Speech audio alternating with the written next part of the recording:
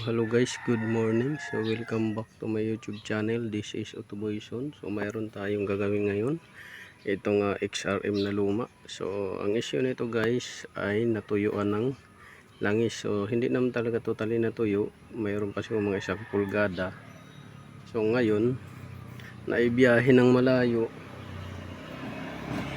at nung napansin ay lumalagotok na.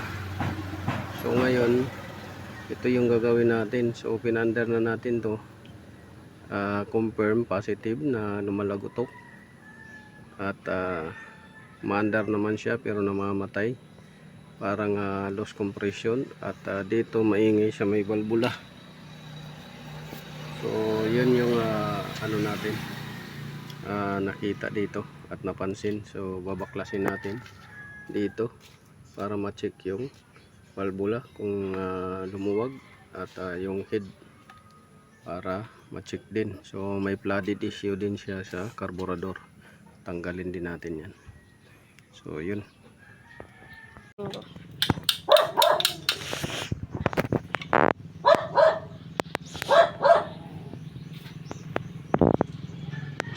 Tapos pakita mo ba?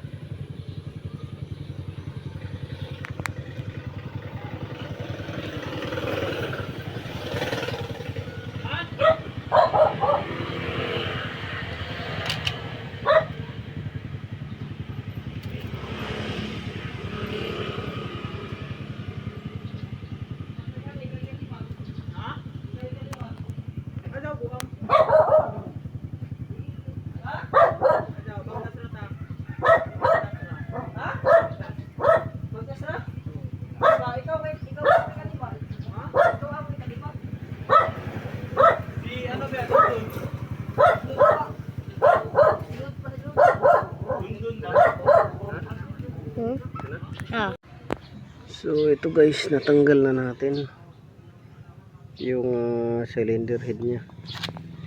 So makikita dyan, ayan, makikita ninyo stuck up yung sa exhaust, stuck up sa exhaust, stuck up.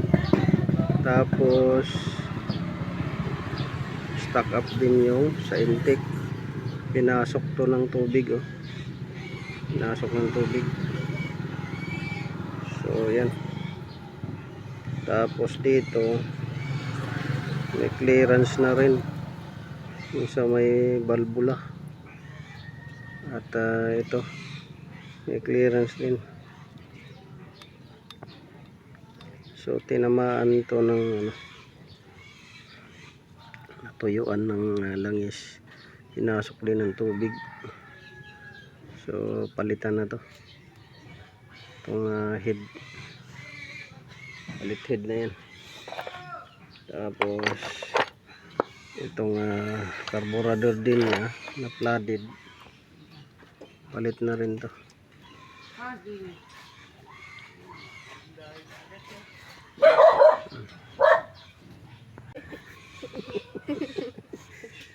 So ito piston, papalitan din natin yan, pati na yung bore. So tatanggalin natin yan, sisilipin natin yung sitwasyon dito sa loob ng makina. Yan.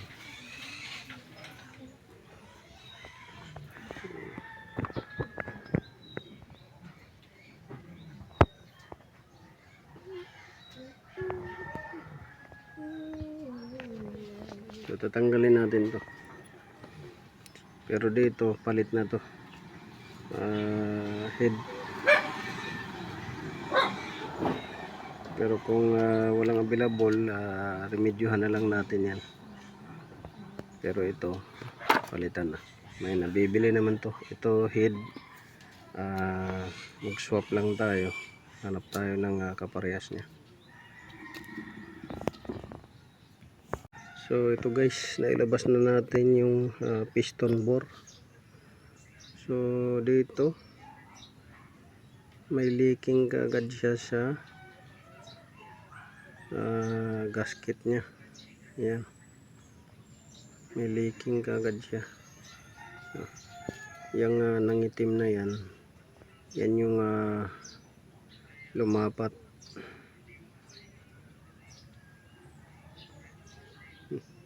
Yung hindi nangitim, yan yung singaw.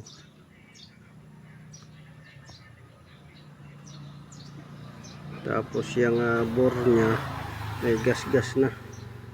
Dahil nga may history ito na binaha din. Tapos hindi pinabuksan or hindi yata nag-flashing. Kaya ito nangyari. Tapos dito, ayan, makikita ninyo yung piston. Puro gas-gas. Yan o, puro gas-gas. Tapos yung oil compression ring o oil ring stuck up. Tapos may alog na rin yung piston pin nya. So palit na yan, isang set na piston bore set. Tapos yung head carburetor, dumilin yung loob, kailangan to i-flashing. So yun lang guys, paalala lang, pag halimbawa yung motor ninyo ay ilang beses na lumusong sa baha or nabaha talaga, mariretrieve pa ninyo o marirecover pa yan, i-change oil nyo ng 2 beses, panda rin, tapos drain, sunod lagyan, panda rin, tapos drain, pangatlo yun yung totoong langis na.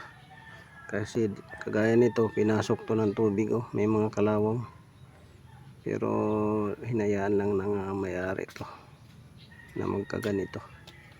Tapos pag natuyuan ng langis,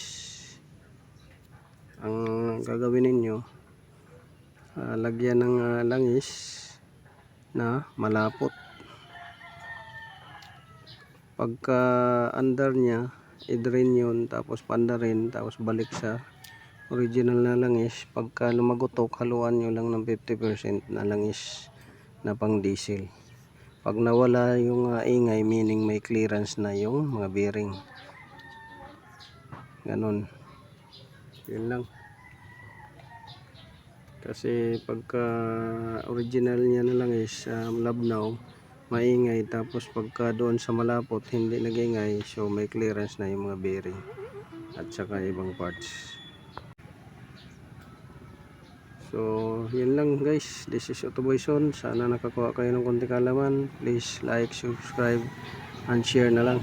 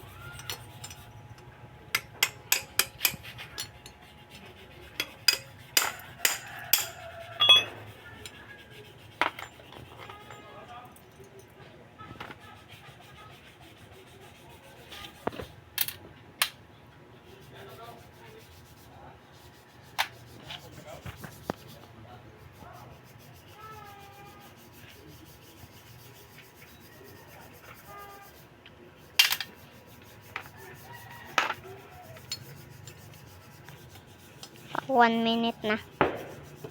1 minute na. Minute na? Man.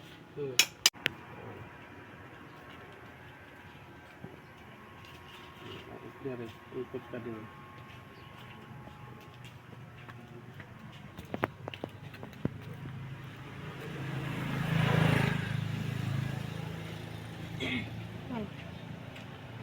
Balik.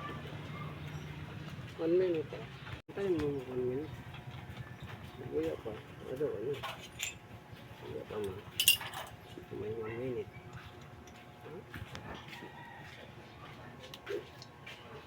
Sure malaki doon. Ha? Doon. Ha? Bago makakuha head. Ini?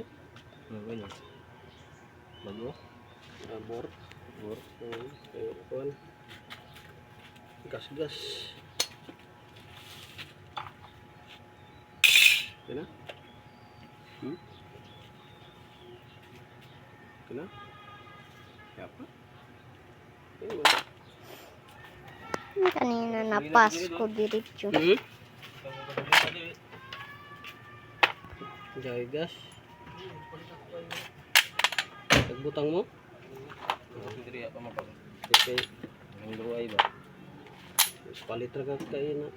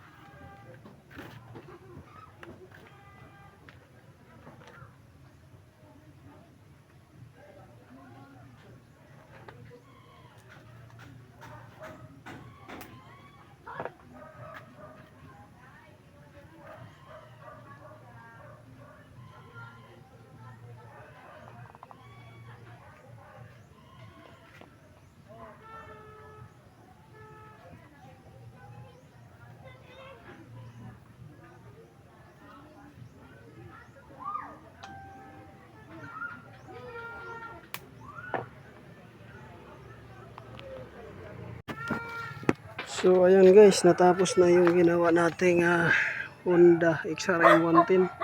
So lagatak at sobrang ingay nung makina. Ayan, so buo na. Bago yung piston bore kit. Tapos ito, nag-swap tayo sa ibang motor. Kuha tayo ng surplus. Tapos bago itong carb. Ayan. Tapos modify natin yung air filter dahil barado, walang mabili. Tapos ito ni-repair natin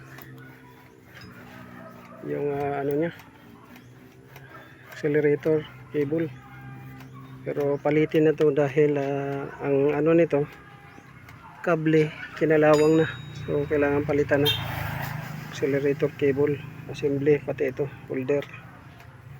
Tapos ignition coil. So, pandarin na natin. So ito yung parts na pinagpalitan. Ayan. So carburetor nagpalit tayo dahil barado na talaga to at saka nag-overflow. Tapos piston bore kit, nandun yung piston, bore, head, tapos overhauling gasket, tapos camshaft. Ayan, palit tayo. Dahil basag yung bearing, kinain yung tagiliran ng bearing set. So ngayon pandarin natin. So pandarin natin guys. Kukunin lang natin yung susi. Ayan. Tapos paandarin natin kung okay ba yung gawa natin. Yan. So kickstart, wala namang push button to. Sira na push button nya. Ano, sira na yan. So kickstart tayo. Yan. Andar na guys. Perfect. So maingay lang yung tabutso dahil putol yung tabutso. Ayan.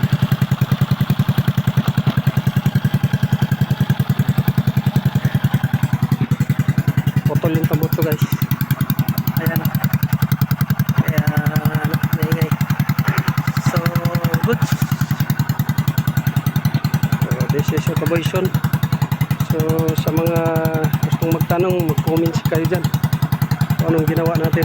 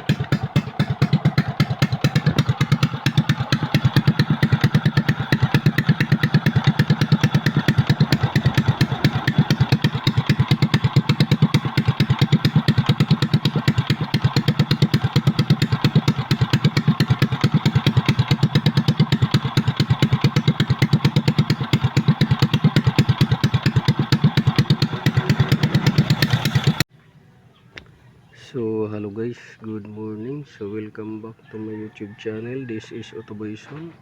So ito na yung ginawa nating top overhaul. So ang issue nito guys ay naibabad sa tubig, baha, at mga ilang taon hindi nabuksan, pinandar lang ang pinandar. So hanggang sa lumabas na yung mga nasira ng tubig, baha. So komportable kasi si customer na hindi buksan dahil umaandar naman. So maling ano yun guys. So ngayon ay ito sira.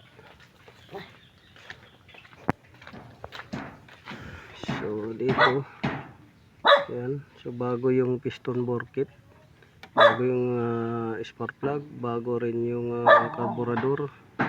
Tapos yung piyesa sa loob bago rin. So yung head surplus dahil mahal yan, 4,500. Wala tayong mga buka. So sa mga nagtatanong at hindi alam kung anong purpose nito, ito pala yung tinatawag na kung sa sasakyan EGR, exhaust gas recirculation system. Pero sa motor ang tawag dito ay air compressor feed. So itong air compressor feed pipe, ito yung nagko-control ng emission niya. So paano niya kinokontrol yung emission nito? Itong air compressor feed pipe. So bali hinahati niya yung exhaust gases para hindi mausok at saka para hindi siya mag-overheat. Kasi kung isa lang yung dadaanan, so may tendency na mag-overheat. So yan yung purpose number 1 ito. So yung pangalawa naman na purpose yan para hindi mag-overheat ay ito yung bypass pipe ng exhaust. So meaning para hindi siya hirap paandarin pagkatagamig. Ito kasi lumalabas dito galing sa exhaust. Galing sa exhaust lumalabas dito yung exhaust gases na iba at pupunta dito sa air filter. Yan, air filter pupunta dito. So pag galing dito mainit na hangin pupunta dito, tapos papasok sa air filter, lalabas naman dito sa baba, papasok sa carburetor. So ang tendency ay madaling paandarin at habang umaandar siya talagang pwersado siya dahil mainit na ang pumapasok dito na hangin. So galing sa exhaust, yan, bypass to, tapos lalabas dito, papasok sa filter, lalabas sa filter, papasok sa carburetor. So malakas ang makina dahil mainit na yung hangin, madali na lang sunugin. Yan yung ano. So yan yung purpose. Tapos yung walang unborn gases na mangyari kagaya ng iba. So magandang technology ang ginawa ng Honda, parang EGR system sa kotse. Parang EGR system sa kotse. So maganda yung ano niya, ginawang technology. So yun, yan yung purpose niya guys sa technology na yan. So actually yung makina nito walang ganito, nilagyan ko lang dahil ang gumagamit nito malayo lagi yung biyahe. So para iwas overheat at saka sa bundok yung ano nito para madaling pandarin lang din. So yan. So yun lang. Pandarin natin ulit.